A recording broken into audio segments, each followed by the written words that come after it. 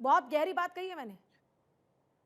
नहीं, मुझे बिल्कुल आपने बहुत ही गहरी बात भी कही है। और कहा भी जाता है ना कि विपत्ति काल पहचानी चारी, हाँ। मित्र है ना, दो आता है, मित्र अरु और नारी, ये सब उसी समय पहचाना जाता है जब आपका धीरज धर्म और मित्र और नारी, तो ये हाँ। पहचानने का समय होता है। वही चीन, जब हम देखें कि पहले वो आतंकवाद की निंदा कर रहा था और पाकिस्तान खड़ा तो था, लेकिन साथ में टेररिज्म की निंदा कर रहा था।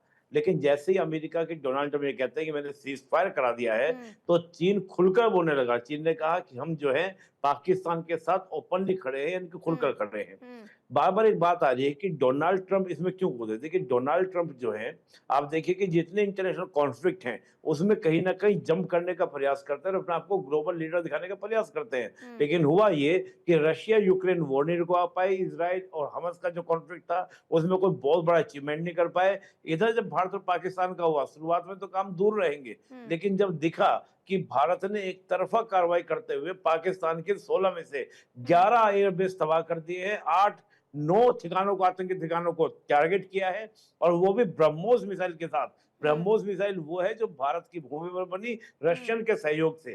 तो उनकी जो वेपन इंडस्ट्री अमेरिका की है, वेस्टर्न वेपन इंडस्ट्री, वो हिलने लगी। तो कहीं ना कहीं वेपन इंडस्ट्री का प्रेशर बढ़ा कि भैया जाओ और बोलो कि कुछ कराओ इसके अंदर। हाँ। तब अमेरिका, पाकिस्तान भी ऑलरेडी सरेंडर के लिए तैयार था। पाकिस्तान ने कहा कि अगर हम भारत के सामने सरेंडर करेंगे तो क्या होगा, हमारा समर्पण हो जाएगा, हम फिर क्या करेंगे, हमारी हम्म। जनता हमको मार के कूटेगी, आर्मी को।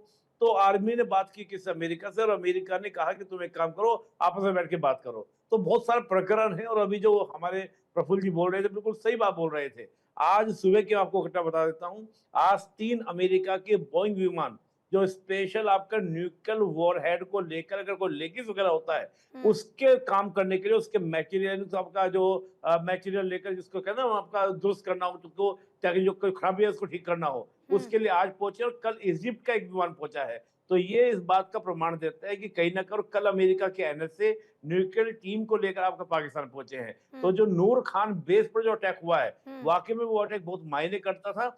भारत को भी चिंता हो गई थी कि वाकई में लीकेज हुआ, क्योंकि जो हवाएं चलती है, उन हवाओं का प्रभाव भारत पर भी आ सकता था। तो हम्म। इसलिए मुझे लगता है कि एकदम, देखिए बहुत सारी चीजें क्या होती है, एकदम सामने नहीं आती है, धीरे धीरे सामने आती है। और हम्म। भारत एक प्रोफेशनल तरीके से काम करता है। जी। भारत पूरे प्रमाणों के साथ, सबूतों के साथ जाता है। पाकिस्तान नहीं है कि झूठी खबर फैला देंगे, फिर बाद में आप हाँ। देखिए इंटरेस्टिंग बात, और ये कितनी पाकिस्तान झूठी में तो इस खबर बार ये फैलाते हुआ हैं, कि ये वहां पर एक ये शिवानी। एग्जाम्पल है कि अब ये कबूल करते हैं कि इनके कितने लोग मारे गए। पहले ये कहते रहे कि हमारा कोई नुकसान नहीं हुआ दत्ता सर, और उसके बाद अब ये